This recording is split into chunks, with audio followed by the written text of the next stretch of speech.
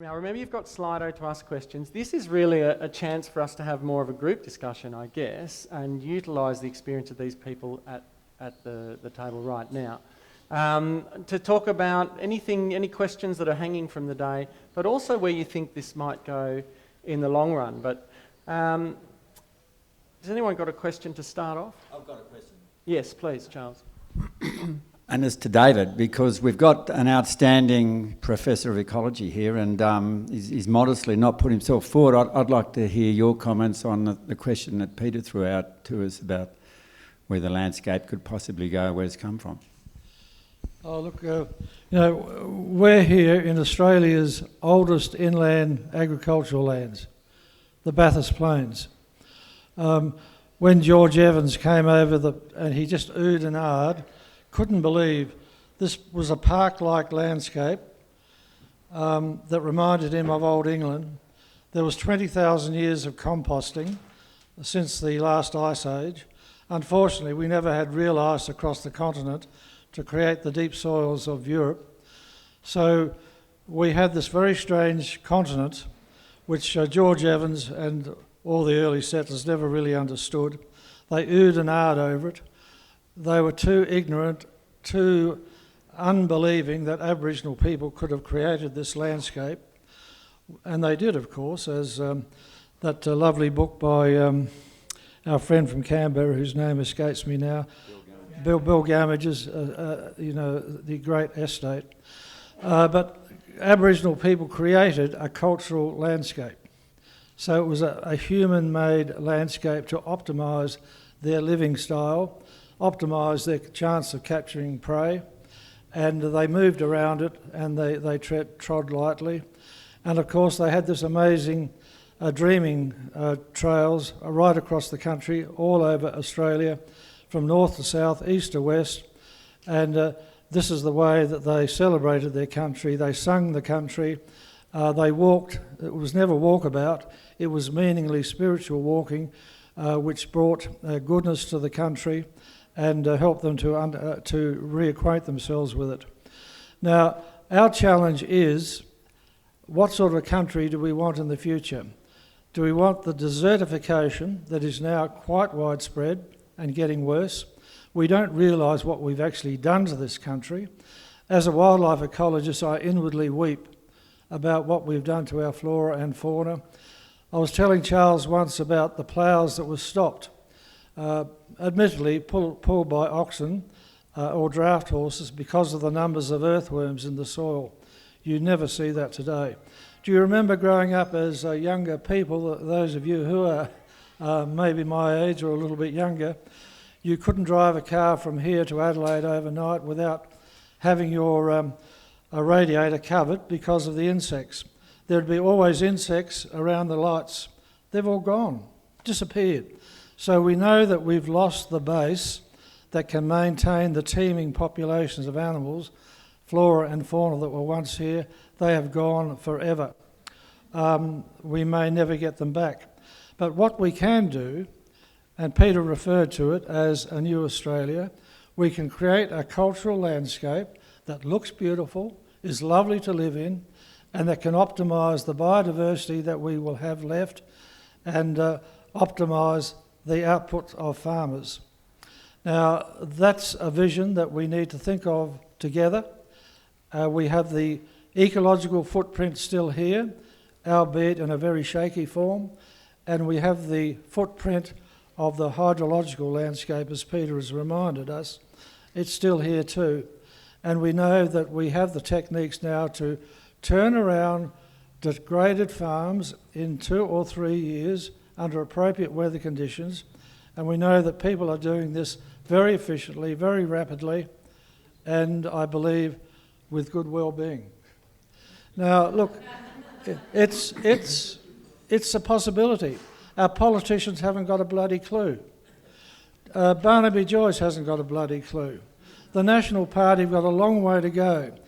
Fortunately, there are a lot of young nationals coming up who are beginning to change the worldview of the National Party, and it needs to change when it comes to farming and to droughts. So look, there is the possibility that we can build this new Australia that works for us, looks beautiful, will maintain the biodiversity that we have left, and we can become prosperous on the land once again. Once properties used to be able to maintain the lifestyle of half a dozen families. That's very rare today. I know one family farm in the Bathurst area that still does maintain 3 families and sends them to private schools, but that's pretty rare these days. So there is a future that can be optimistic. We can weep over what we've lost. We can learn a lot more about Aboriginal culture and the way they manage the land, and we still have a lot to learn from them. But this cultural landscape is a part of a new earth, a new way of doing farming, and the possibility is pregnant. It's there for us to grasp and to work towards. Thank you.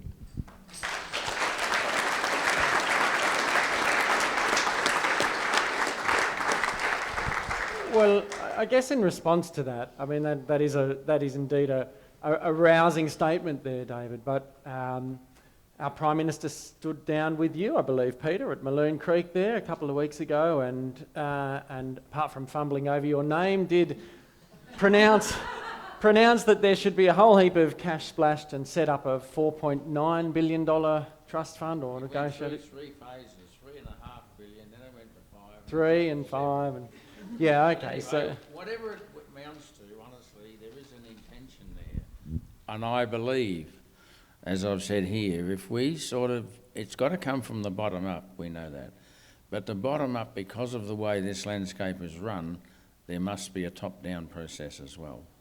So that's what I'm hoping. sorry, when you say this landscape is run, you're actually meaning like the political Oh, I mean landscape. the political side of it Yeah, and the yeah. human side of it right now, yes. Yeah. Because, well, there's laws. It causes us to do everything. You can't even piss in the creek, can you? And, I should have moved that.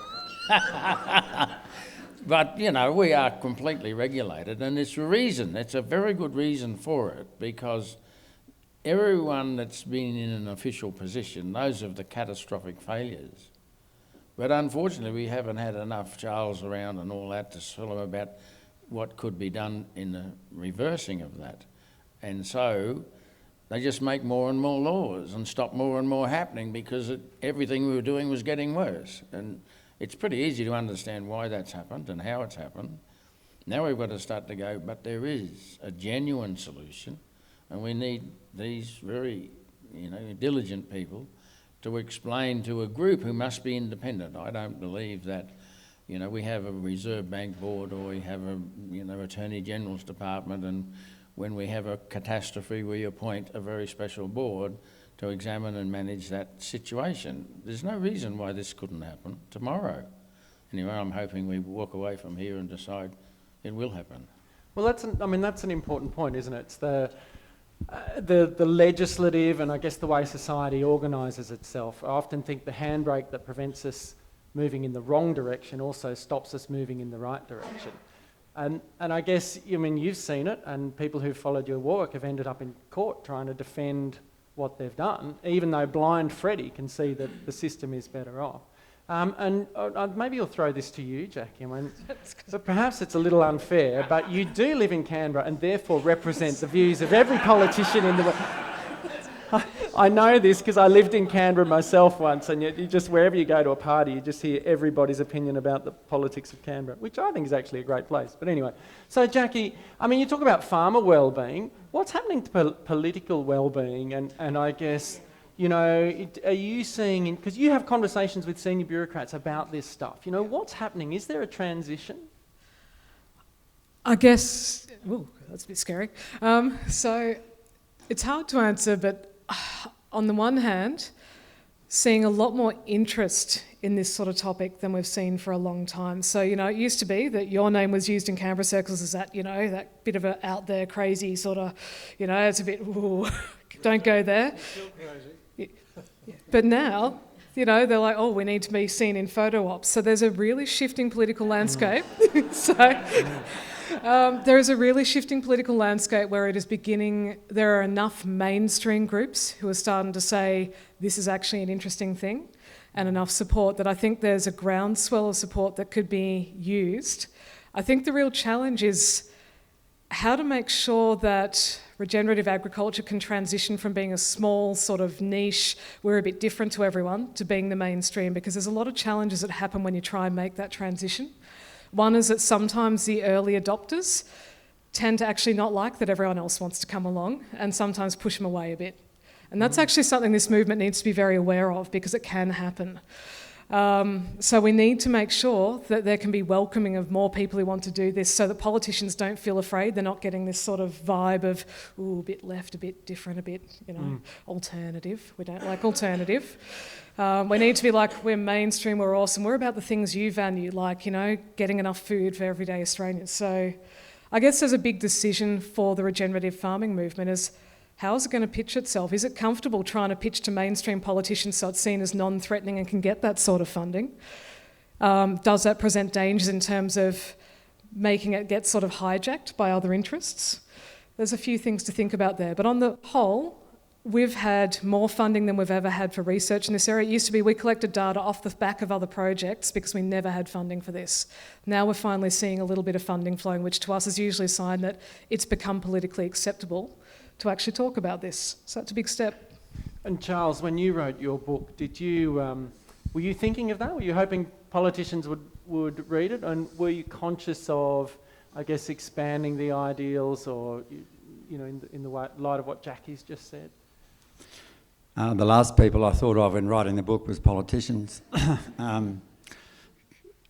And I don't want to overreact to that wool story I wrote, where Australia's biggest business disaster, 20 billion, was directly caused by agricultural politics and federal. Because I think policy has a role, but I think as a student of history, we need to be aware of what happened with the rise of industrial agriculture post-Second World War, the opportunity to convert the munition stockpiles and the chemicals into profit-making vehicles. To do that, they had to commodify food. And I saw an analysis the other day of the reality of American agriculture in the main cropping belt, the prairies and all the GM food, without going into the full detail. When they stripped out all the subsidies of the American crop insurance program, which is billions of subsidies, you're only eligible for the insurance if you buy the hybrid GM seeds and use the prescribed chemicals and fertiliser. And when they took out that and the other subsidies, the net performance of American soy and corn, the big main products, are $65 and a $95 loss per acre, once they strip that out. Then let's look at the profitability of the suppliers, the seed company, fertiliser, chemical companies, $340 billion profit.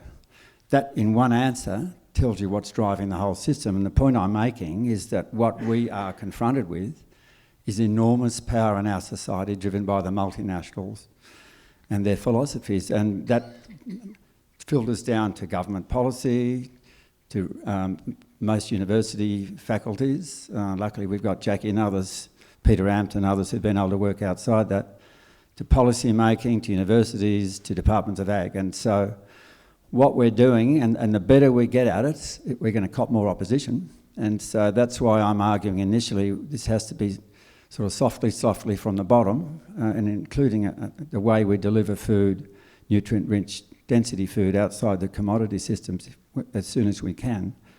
And then policy will come, but I don't believe it'll come first, because we have to initiate the reason for them to start shifting. Well, let's just challenge that for a bit. I mean, is it really going to be softly? Arguably, Peter, do you think you'd have got as far as you have if you'd have been polite and just asked people if they wanted to consider the... Mate, I'd have been Australian... wiped out a long time ago. But it's just one thing I wanted to mention, which Charles would be, I think, aware of, but it's a thing within our Constitution. In Article 100 and 109, 100 says, if there is clear evidence that you're doing something that's damaging the future of this country or the people, it's illegal. And the same with the water supply. Now, my belief is, and that's why I made very simple points about our ancient landscape, it guarantees the science, but we have to be, as Charles has often pointed out, extremely rigorous and careful at the way that's administered, because it's very easy to make it. And this landscape has an amazing capacity to reverse what you think is already established, And so we have to be able to advise people before the reverse occurs, but when the evidence is available to make that judgment. But that can only be done by independent advisors. It can't be done. There's too many technical requirements of satellite information, but it's not that we haven't got it. We definitely have, and we need to learn to use it. And these type of people, if we bring that independent advisory service into place, I'm sure it will work and be sort of secure. Do you mean specifically there a network of independent advisors who could help instruct people in how to move to this form of agriculture? Yes, Because at the moment that happens by your local bloke from or your, is that right? Is I that get what you're into getting trouble every time I use a simile, but I've always looked at human societies and said there's generally a reason why we do the things and go the directions. And I've cottoned on to the fact that the motor industry, and I can remember a T model for the environment is a production line, no question, but the old T model Ford, the first production line unit, took a hell of a lot to look after and manage and drive. Now we've got a car that's driving itself. That's not much over 60, 70 years, you see. And why, if humans were able to do that, and we've got this problem with the environment and landscape, why wouldn't we use a similar process? So in other words, what happened was they learned to drive it, to keep it cool and put oil and water in the right place. And then every time it doesn't work, they ring someone up and find out what to do next. Well, in fact, now you don't even need to. You get your text to say that the car needs to go, they're being all track. Well, We've got the technical ability to do it, yeah. need the will. And okay, and in getting that will, to get back to that point we've made before, is it going to take some abrupt kind of action or crisis or language? I mean, we've seen it come up today in conversation about people's personal transformation. What is it that shifts people personally? So what is it that's going to shift us as a society for this to become mainstream? I thought when I first understood that I had never understood this Australian landscape, as Charles said. I had thought I knew all about it. I'd grown up and then I went farming in Adelaide, and suddenly I thought, this is all crazy, there's something severely wrong. And then I went up into the catchment of the Hunter and I saw it was totally different than I'd ever imagined. And I remembered all of my relatives stuffing the landscape, and I thought, I've been a party of all that stuff, you know. And then I started to think, well, how do we change it? And I couldn't even see a light in the end of the tunnel. And then I had a client, Sam McMahon, and he was Billy's brother. And I went to him and I said, Billy, you know, I just can't understand this, because he had 3 mares on the stud and we got quite friendly. And he said, I'll go off and make a few inquiries, you see. Well, his brother had spent 500 million on consultants, so I'm assuming he went to the very best brains in the world, because that sort of money back that long ago would have allowed you to do that. And he came to me with very simple pieces of the puzzle. And he basically, it got down to 3% of people are the movers and shakers, but only of the 3%, 1% make it through the first year in their endeavour. The next issue is, of that percentage, less than 0.5% or 1% are actually you land managing people, plant managers. So it could never happen by education, by whatever. And so he went away a few times and he said, well, you need to convince the financial industry that this group of people are the ones to support. The second thing is, he said, that group of people won't be told, forced or paid to do things. They are self-made people, they make their own decisions and they get offended if they're told what to do. And I have seen that evidence just this few days. You know, I tried to tell people, and by long it's still the same, but the valley next door is fantastic, because they came and had a look, they went away and did it, and it's a great thing in Hunter White's here, fantastic result. I couldn't believe it when I drove through it from what it was 30 years ago. And so the principles are, if people, these decision makers, these motivators, these movers and shakers, recognise that they will be less recognised by the community or even denigrated by pursuing a direction we know is failing, and we only follow that line of opportunity. There's the chance. It's all there, it's out there. You can go to the advisors, and they don't mind doing that because they do it with a flaming motor car. Those people would be there, and this would change, I believe. But it's a completely different way of selling this thing to what I think most of us believe. So I'm going to bring back to you, Jackie, there, but I just want to make that clear. Is that almost like calling out people who are promoting doing the old ways, if you like? And No, don't mention it. Everyone's in there. We're all welcome. But Right. the few who are good at it will set the scene, and then the others. And according to the information that I got from Sam, I said, well, what would be the potential? Because he says 65% of this 1%, or 1/2 of 1%, will yield to this. There's always 15% of terrorists and get jailed. They get jailed and they never ever change. But anyway, he said of this 65% who will yield to this, which is enough to make the difference we need, I said, how many would actually get it better than the first group that started? He said about 35%. But these are world figures, and obviously from people, because it makes absolute sense to me still in this 40 years since he told me all that, and I've never found a reason why that wouldn't make sense or wouldn't be possible. Well, certainly, I mean, I know from my study that it's almost whatever it is, whether it's flat screen tellies or new technology or new waves, there's that product life cycle. And you might have seen the graphs that show, well, let's think about it through. Who in the room owns a flat screen telly? Yeah, okay. Who bought one 5 years ago? Like, you know, or even better, who bought one in 1988 when they were $4,000? Yeah, right. Okay, there you go. We've got one in the room. Okay, who bought them in the year 2000 when they were $2,000?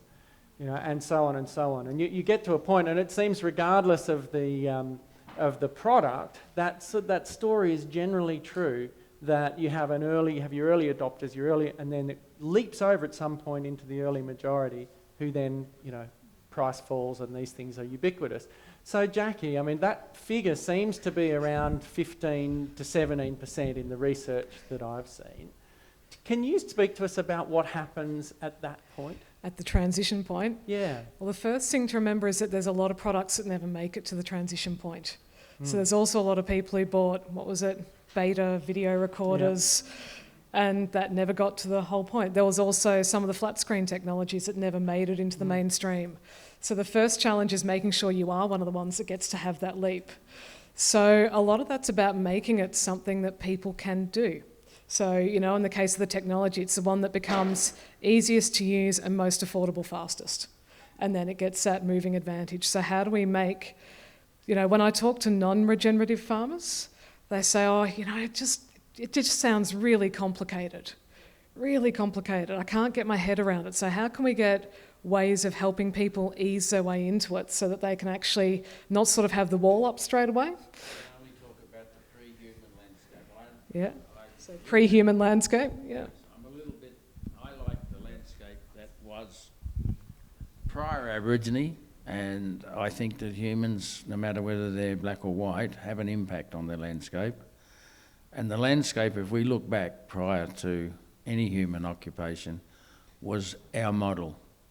And I think if we look at that, it is irrefutable. It is the very best. It's like me saying, well, here was the old T model. We've now got a Silver Cloud Rolls Royce that even knows how to go home.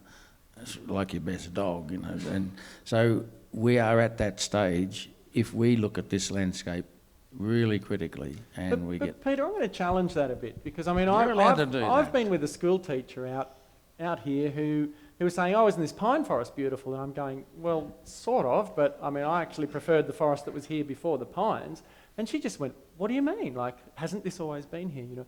And we've got it, like, you only know the country that you've seen, and is it not true? Like, I mean, you go around and talk to a lot of people, but I have a sense that if I went to someone and said, now listen, you should imagine this country before humans, and pictures of dipro, like, how do you start with something that's visually... That's gone. The issue that would come forward in this instance is there is, as Charles has pointed out, a very clear progression that goes on. There's a very clear series of processes that go on, and they're related. And the thing is, we then start pulling it apart and saying, well, what are the components? And of course, they're plants. And then we say, well, what are the functions of these plants, which we don't do? Then we say, the same as a motor car, well, we assemble the things by the examples that are out there, and there's 1,000 different options at least, because we've got millions of plants. And I don't buy the idea of the fact that we should be looking at native. If we wanted to be taking our science to a native issue, we'd have to take this, everyone goes, the 500 species of animals must go, then the native philosophy has relevance. Once we start to say, oh, let's work on plants and their function, we've got the technical ability to make very, very accurate judgments, and then we can, the thing we can't work on is the complexity that's in the soil, but they all fed, they all work via the process, and there doesn't have to be a forest of eucalypts to get the processes that eucalypts previously executed, and therefore, you know, we are taking too many single measurements at single places and extrapolating them to the landscape, which is not necessary, and it's not going to work ever. Because the scientists that I work with, and I think they were brilliant thinkers, said to me, if you measure any place at any time, it is about what happened at that place at that time, and it cannot be used to project what's going to happen tomorrow, because if the different plants are there or the different climate happens or the whatever, it is irrelevant. But we've got the opportunity to look right back and know that this was a fantastically organised system. It relied entirely on species of plants helping one another. I can take you to Barrow, Moss Vale, lots of parts of this country, Queenstown, and see an assemblage of plants that are fantastic. They're doing everything that the ancient landscape did. And you can do that option or this option or that option, and he can tell you how to set them together. Okay. I'm just wondering what our landscape ecologists might respond to that question. Well, you've beat me to the punch, because you teach a lot of this stuff, don't you? And Well, I did. You I did, still do, yeah. at a different level. I mean, I'm not sure what Peter was really saying.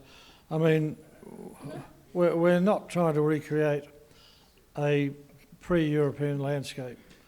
I think we can build on that. But if you know, people go to Europe to see those magnificent landscapes in Europe, agricultural landscapes, they're all human-made. I mean, they are not natural in the sense that, and anyhow, what is a natural landscape? I mean, if you have elephants coming through, they're modifying it all the time.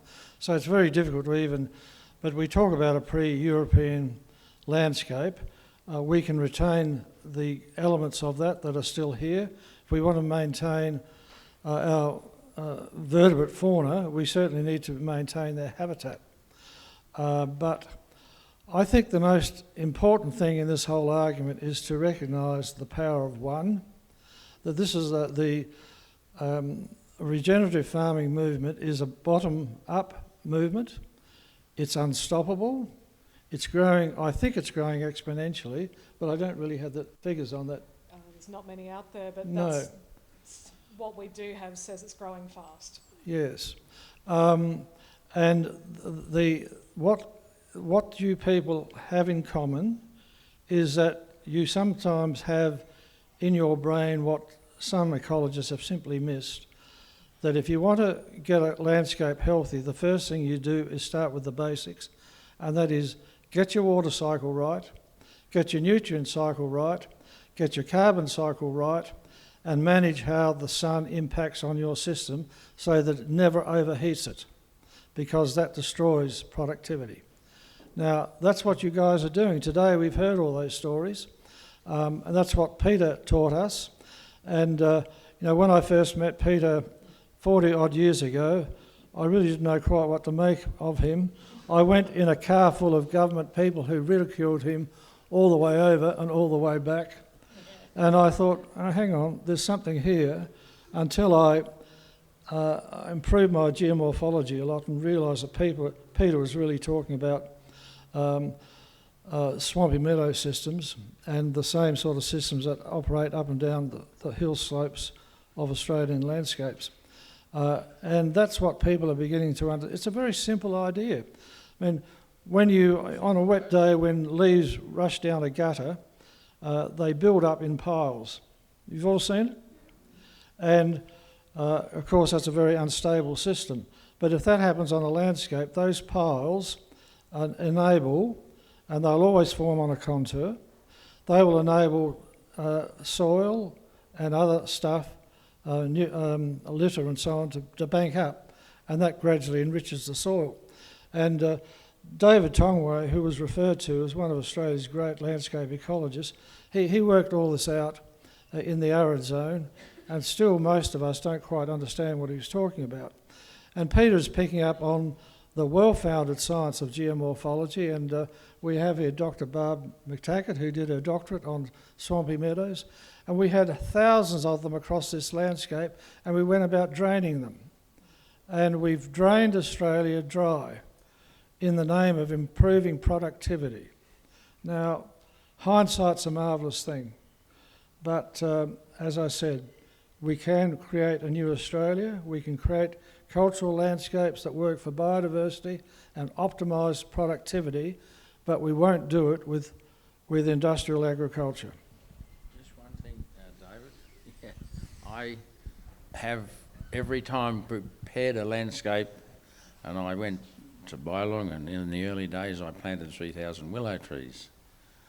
And then we had a whole group from Rudd's government departments, and they said, well, I want to come have a look. So we walked down to the creek, and the woman in charge said, I expected to see a lot of willow trees. I said, the blasted natives have killed them all out, which is what happens. Everywhere I've done this, our native plants are better adjusted to this system, this climate, and what they don't work well in is a degraded fertility background. As soon as we bring the fertility background, all the natives go, this is my turn, and they take over. Ashley, can I just add a story? Please. Picking up on these two guys either side of me. I knock around with a senior lawman, Indigenous elder at home, and they have wonderful cultural memory, as we all know. And he's got a story passed down to him of his great-grandfather. We've got, like a lot of the Monero, we've got a perennial, not a perennial, ephemeral lake, which is mainly dry. That's why it's called Buckley's Lake on the European maps. His name is Lake Bindawindiri. But he's got a memory passed down of his great-grandfather in the 1860s spearing a jabiru stork down on the Monero. Magpie geese all over the lake, a lot of brolga, flocks of blue and yellow budgerigars. And if you read the early settlers and the surveyors, mists and fogs right in the middle of summer days, probably a third of our rainfall, etc. We just don't know what we've lost. It's not to say we can get back there exactly, but picking up this point, if we enable these processes of self-organisation, we won't be able to pick where it's going to go, but it's going to be a damn sight healthier than what we've got. And that's really, as I see, our task as land managers, to enable those regenerative processes. And how good would it be to see those, that teeming wildlife again? Look, the juices are flowing now. We've got some questions coming in, so I'm going to move to those now. And the first one is, it says, what are the courses / training that the panel would recommend for farmers so they can practically regenerate their landscapes? Well, I don't know if there are any members here that have been involved in trying to get a university course up and running on regenerative agriculture, but every time it goes to the senior committees, it gets knocked back, and when those problems are addressed, it gets knocked back again. So, and now there's moves in the tech colleges. I think we definitely need, whether a technical college or university level, 3-4 year courses in some of it's already taught, but more advanced, as well as the basics on the principles of regenerative agriculture and how to apply it. And that, as well as plant science, landscape ecology, hydrology, geomorphology, stuff that's never put in an holistic fashion. It's crying out for it, and that could be part of this change. And it's really, I think, and maybe one of you two guys can touch this, talking about that innovation adoption curve. I mean, the electronics industry identified when you get from that 8, 12, 14% to the early majority, they identified a chasm, what they call a chasm. It's the techniques you're applying in spreading the early knowledge of the innovators didn't seem to apply to the early majority, and they had to change tack. And I think we need to think about that. I mean, these courses really for people that are halfway or already there are wonderful because it reinforces and we learn more. How do we crack the more traditional industrial people? And that's, we haven't started to apply our brains to that, but I'd be interested in you two guys that looked at this, if you've got any comments. You got any? Lots of comments, but I'm still going to play facilitator for a minute. One thing I will do, though, is, I mean, there's a few permaculturalists in the room as well, and permaculture, I think, is seen as something that's particularly valid on a patch scale. And maybe it's worth reflecting on it, not even so much for its content, but for the way it's been rolled out. Are there lessons to learn from whether it's permaculture or the holistic ag or whatever it is? You know, these courses, they all seem to get so far into a certain point of saturation almost in the community. Is that what you're saying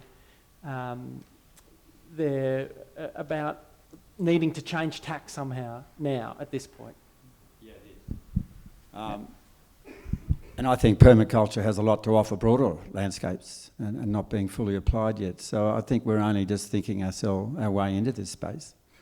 And maybe what Peter was, I think you were going to lead to, was that it's starting to get time where sort of senior figures in the industry or senior innovators and leaders, and I don't mean by senior, I mean age structured, but good younger women and men, we start to somehow collaboratively start thinking forward how we can shift this now using those good scientists that are already sympathetic, and they're a minority, but maybe we get into that stage, I don't know. Yeah, well, and relating to the next question up, is this current drought an opportunity, do you think, to change that dialogue?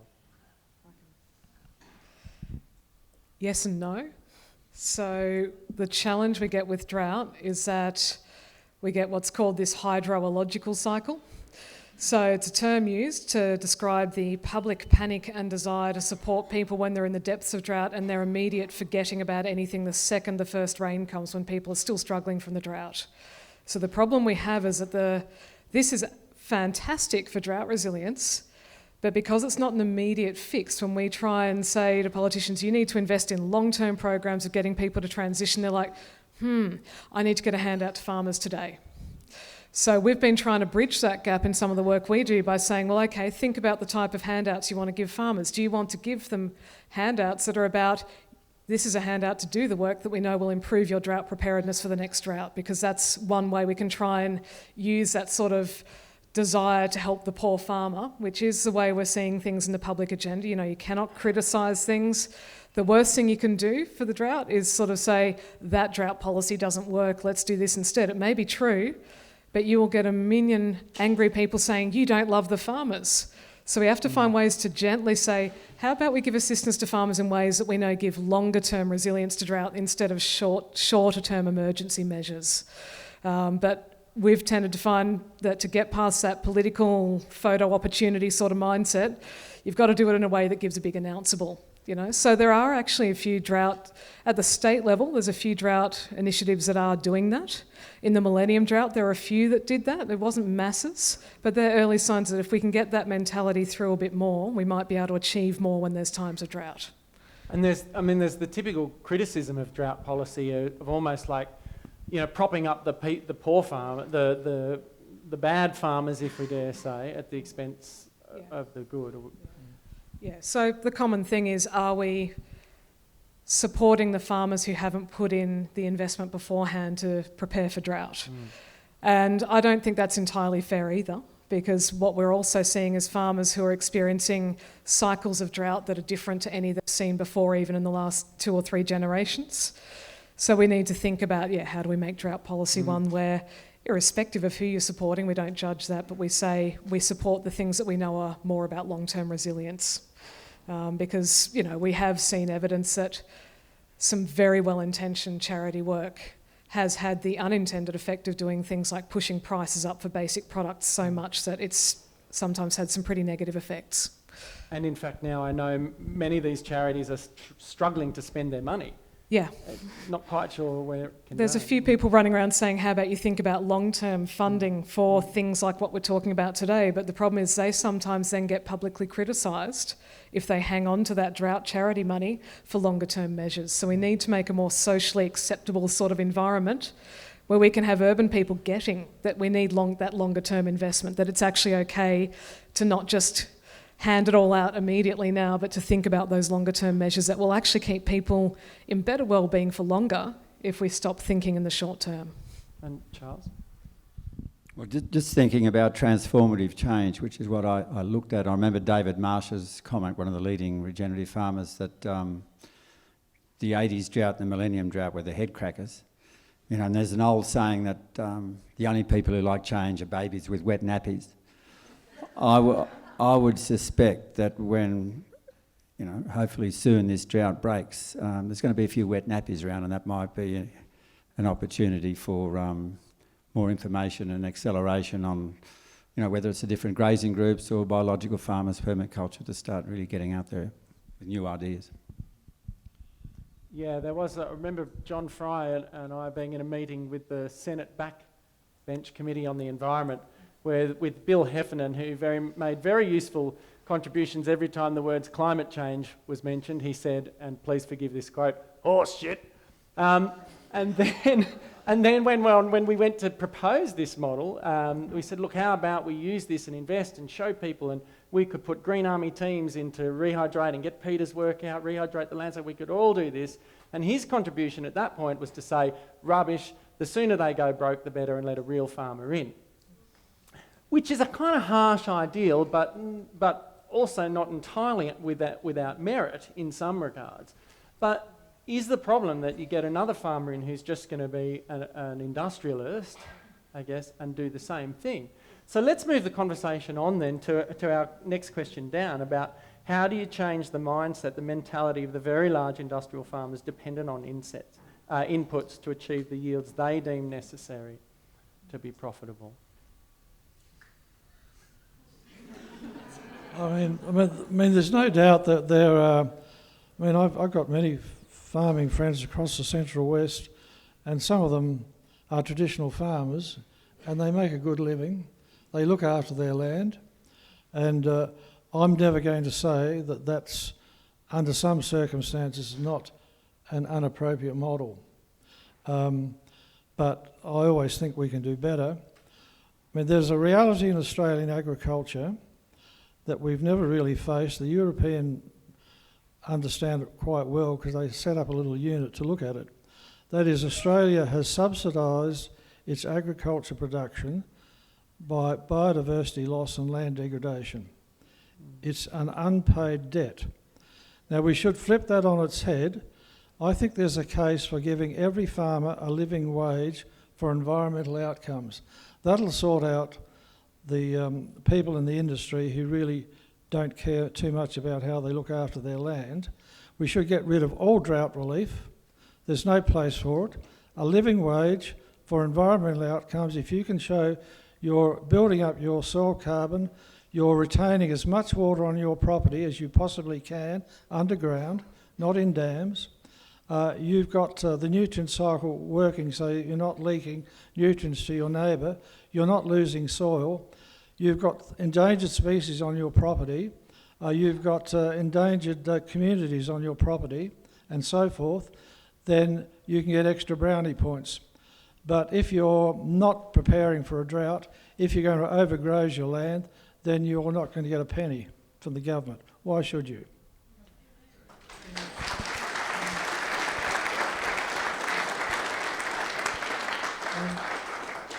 I guess I'd add another perspective to that, and one is how do we get the incentive where people are willing to put in place that system? And sometimes when we talk about large industrial, corporate, everything, there are a few opportunities, and one of those is corporate social responsibility, large-scale certification schemes.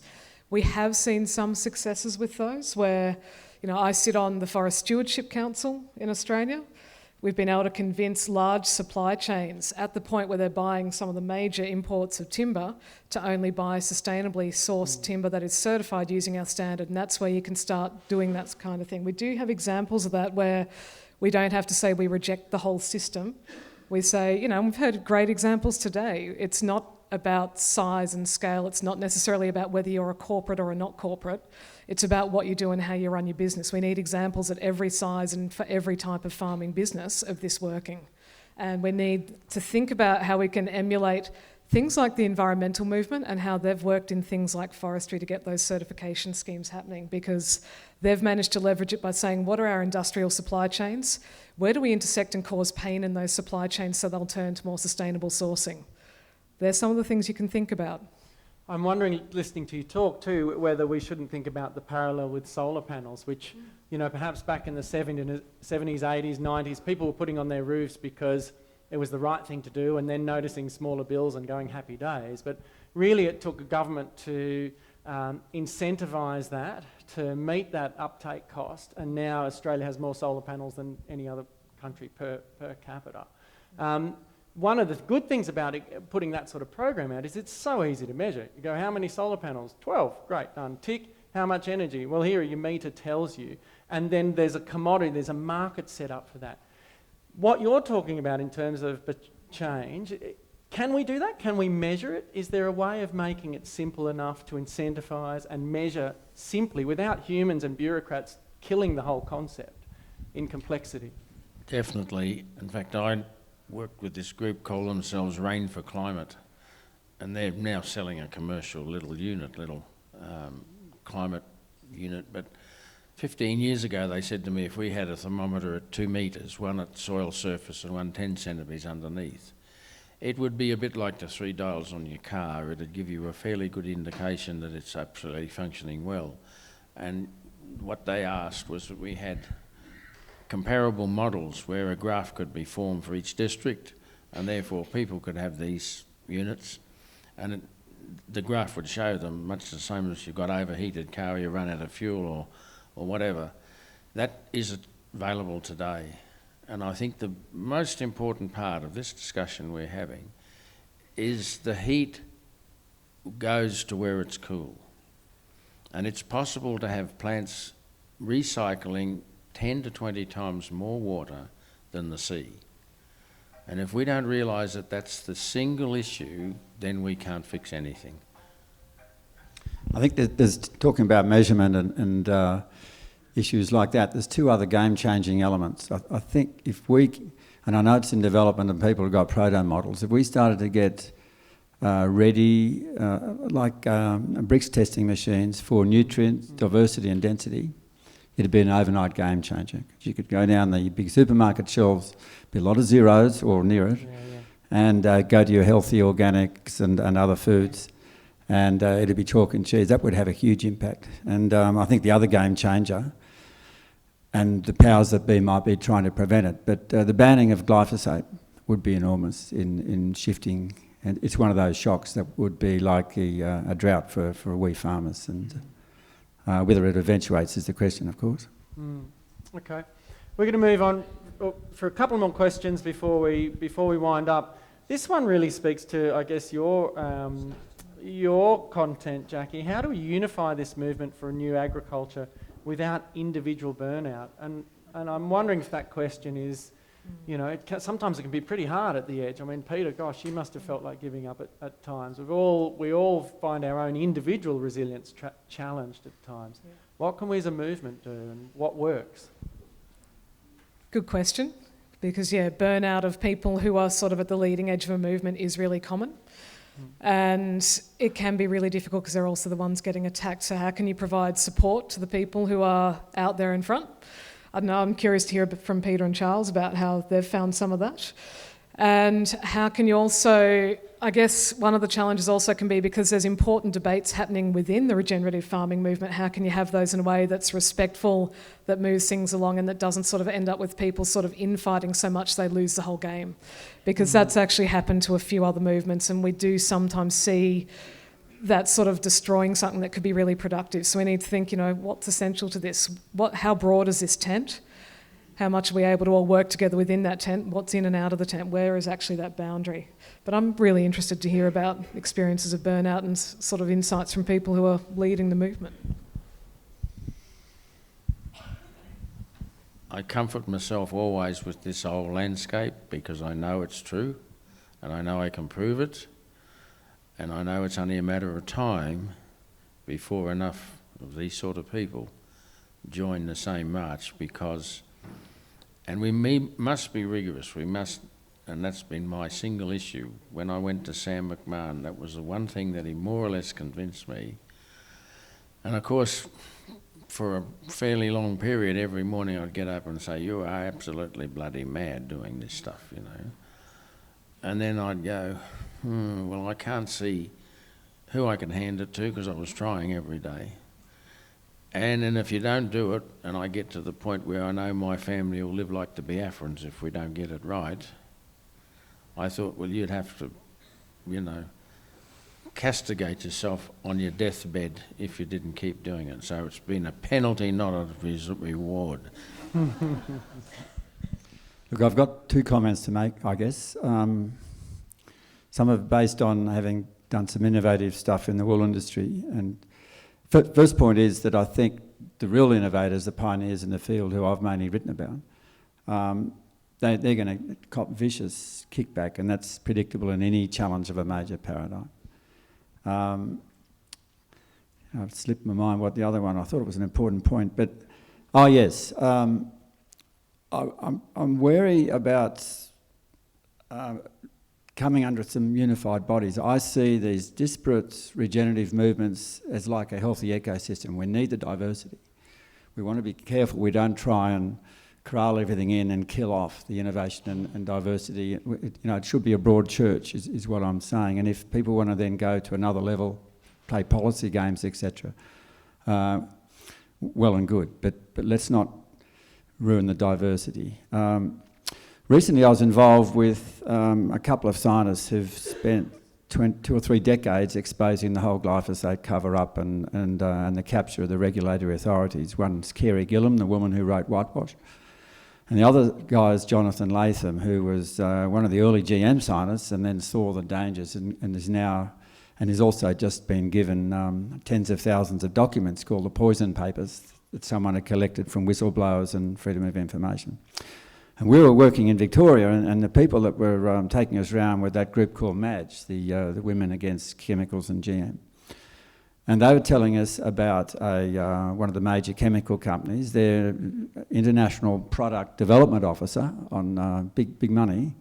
He spends his whole time as a troll targeting the innovative leaders like this group. They've crashed their website a number of times, they've raided private documents.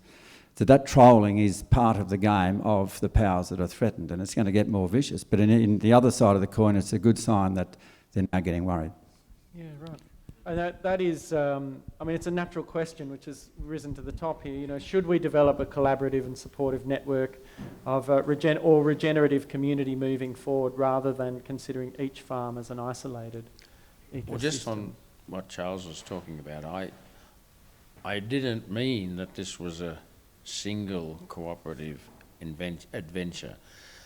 I mean that the Australian landscape has got massive variation. It runs from the tropics to the temperate zone. It runs from the deserts through from rainforests to the temperate zone. And therefore we've got every example out there. And I think if this independent advisory group looked at this landscape, they can't do the arguments that you're talking about. That's the reason. And then it doesn't stop any biodiversity, doesn't stop any innovation. They're welcome to join, but build it on this skeleton that's so fantastic. Well, and on that point, from Greening Bathurst's perspective, we're interested to know whether this, to be honest, we just thought, what do we think, David? Well, we might get 80, maybe get 100 people to this conference. And all of a sudden we had to shut down registrations at what we thought was our reasonable capacity. That's a bit of feedback from the community. And so we're wondering whether there is what to do about that now. Of course, we can put this on our website and do a bit of that. But is there interest out there, and I'll just ask for a show of hands, in some sort of collaborative ongoing mechanism? Yep. Bloody hell. We need more members. Okay, good on you. Put your hand up. Now you need to come along on the first Monday of every month.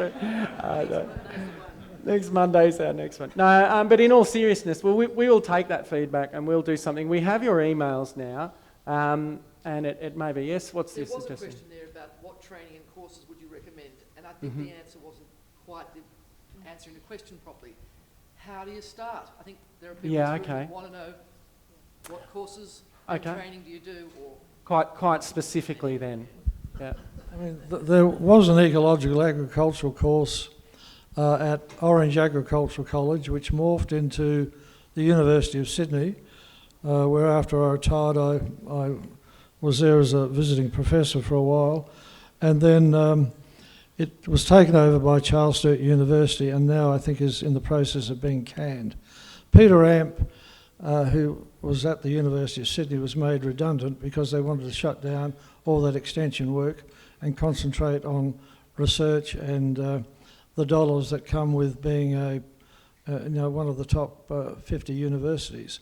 So look, I think my observation of agricultural courses in Australia is that they have ecology as an add-on, not integrated into their courses in any meaningful way.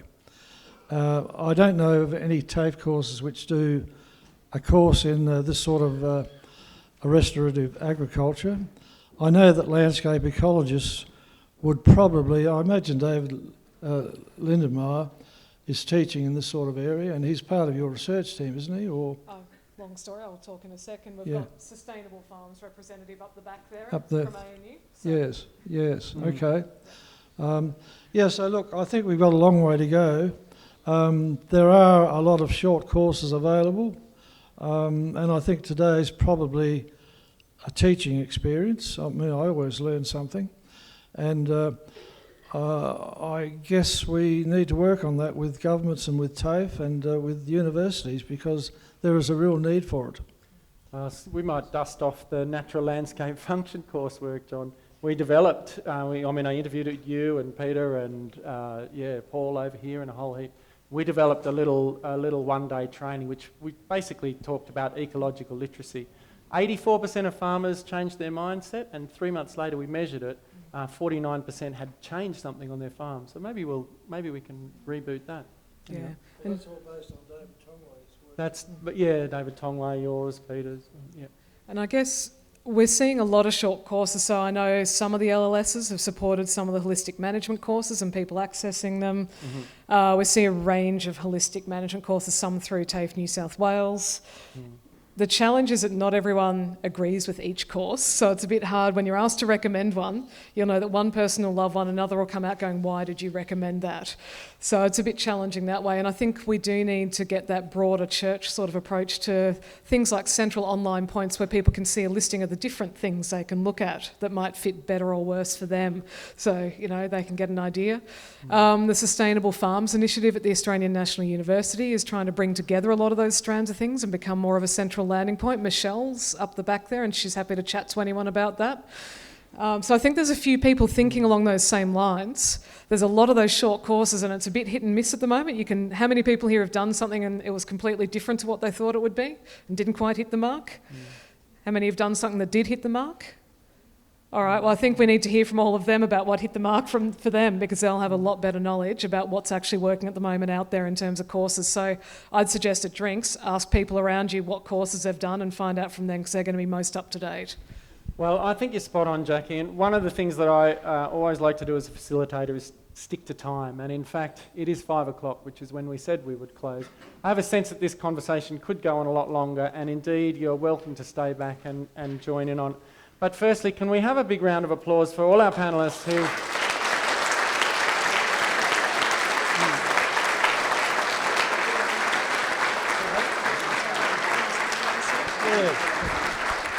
Well, And a round of applause for Ashley. He's really a natural MC. thank you. Thank you. Thank